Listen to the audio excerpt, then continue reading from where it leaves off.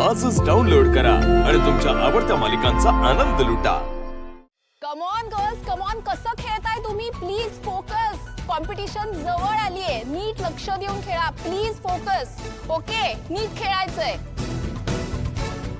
आणि तुम्ही दोघी या कपड्यात प्रॅक्टिस करणार आहात?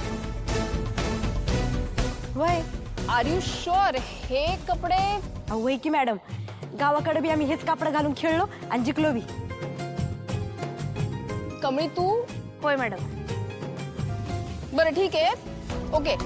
आपण दोन टीम्स करूयात, टीम ए आणि टीम बी। टीम ए अनिकाची आणि टीम बी कमळीची। आणि अनिका, तुझी टीम ए आधी चढाई करेल, ठीक आहे?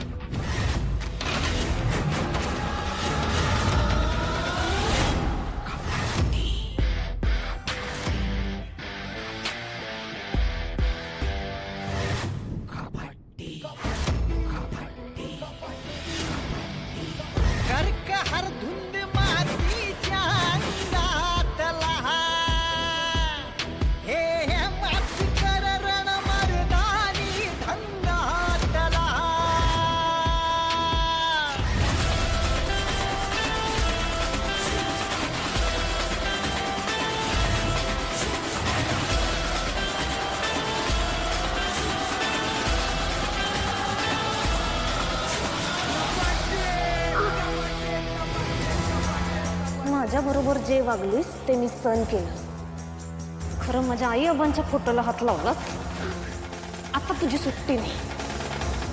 पुन्हा जर का माझ्या वाट्यात आलीस तर फाडून ठेवीन, लक्षात ठेव।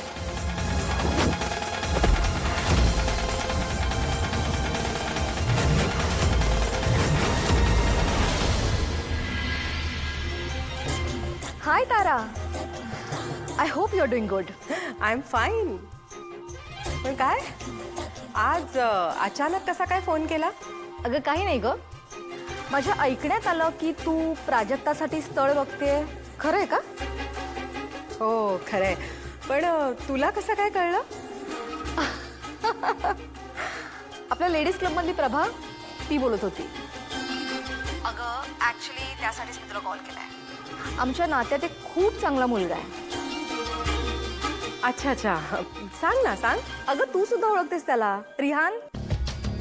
MBA केलंय, वेल सेटल आहे, MNC कंपनीमध्ये चांगला पॅकेज घेतो आणि फॅमिली म्हणशील तर अतिशय उत्तम। फक्त एकच आहे की त्याला जॉब करायचा आहे आणि तो राहिला मरीन लाईन्सला आहे। रागिणी थँक्स हा, तू आमच्या प्राजक्ताचा इतका विचार करतेस। पण कसं आहे ना, फक्त मुलगा चांगला असून उपयोगाचं नाही ग। शेवटी लग्न म्हणजे दोन फॅमिलीजचं एकत्र येणं आहे ना, आणि त्या दोन्ही फॅमिलीज कशा तोला मोलाच्या हव्या। तुला सुलेखा इंडस्ट्रीज तर माहितीच आहेत। अगं आपले सुदर्शन देशमुख, त्यांचा मेवणा।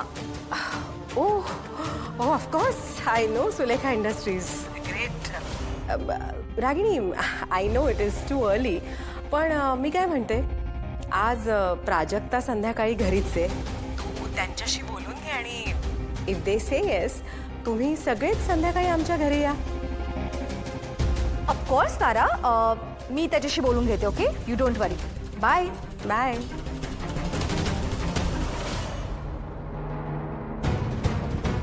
Sulekha industries, wow.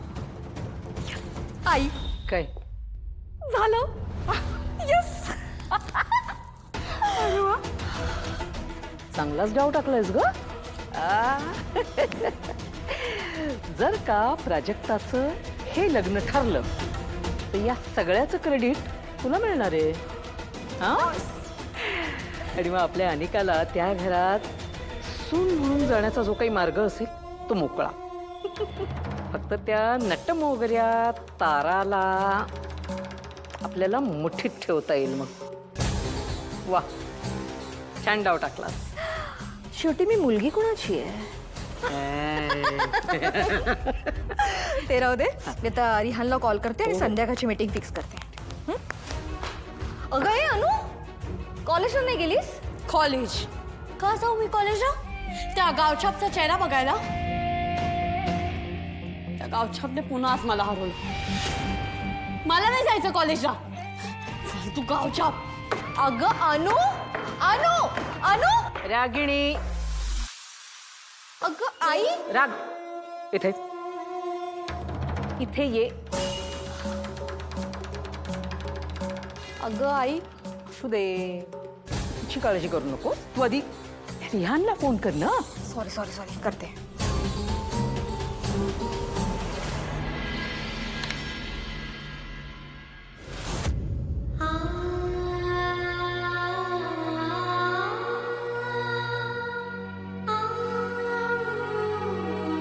कमळे, मधल्या सुट्टीला 30 मिनिट जास्त मिळाली असते की नाही तर जरा निवांत झोपाय मिळालं असतं बघ.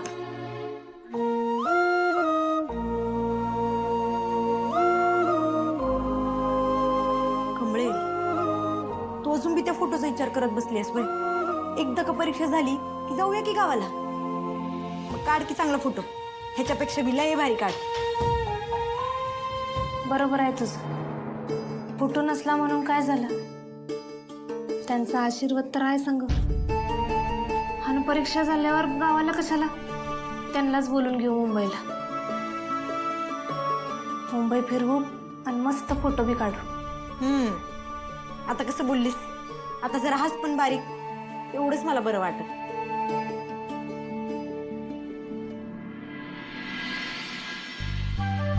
निंगे, अगं काय हो पसारा. कोण गोळा करणार आहे सगळं.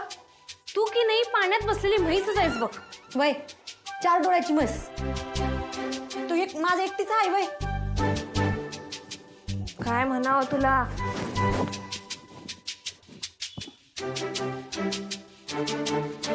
ऋषी सरांचं जॅकेट.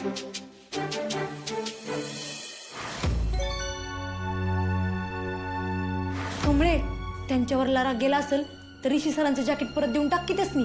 अगं पण त्यांचा तास संपला असेल की आता. अगं त्यांच्या घरला जाऊन देऊ. काय खुळीबिळ झाल्यास काय घरला. आता ते जॅकेट ऋषी सरांनी परत द्यायला पाहिजे की नको. आणि त्यासनी थँक्यू बी म्हणायला पाहिजे की नाही. ते तर कुठं सरळ बोललीस तू. आता तर जायलाच पाहिजे. होय पण आपल्याला कुठं माहित आहे त्यांचं घर. अगं कॉलेजमध्ये एवढे माणसं आहेत. कोणी बी सांगाल की. बर चल. जॅकेट तर नुसतं निमित्त आहे ऋषी सरांनी भेटायचं.